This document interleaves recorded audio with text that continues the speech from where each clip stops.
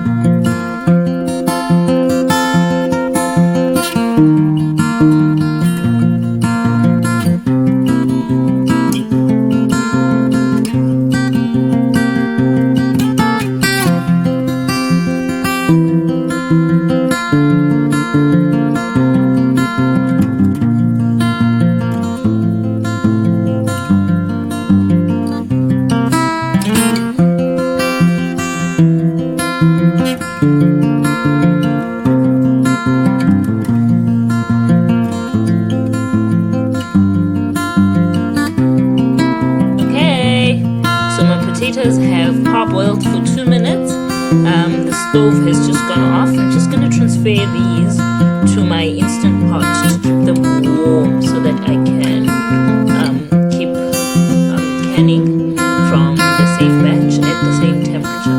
Okay.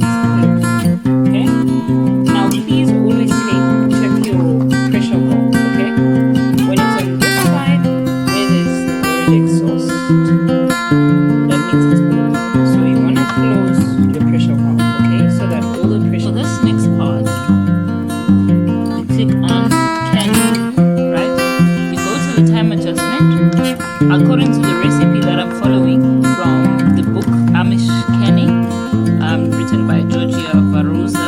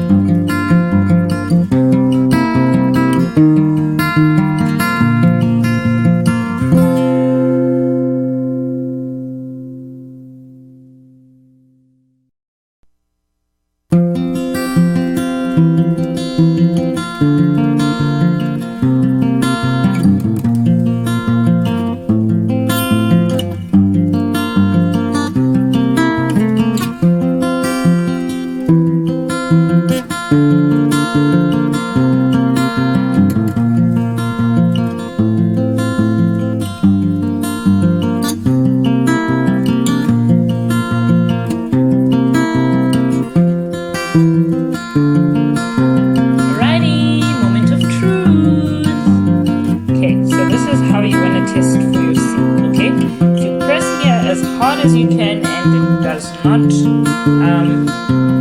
go down or move or anything of that nature, then it means your potatoes are properly sealed. Okay, the baby also wants to test if the potatoes are sealed properly. Good job. Yay, thank you for the help. So fact, everybody, this you can keep in your shelf or your pantry for a good 18 to 24 months. And then, from 24 months, it can stay. However, the quality may start deteriorating bit by bit, okay? But otherwise, yes, this is the way to go with keeping your food for a long time. Okay, from me and the baby, thank you for watching, and remember to share, subscribe, like, comment, let us know.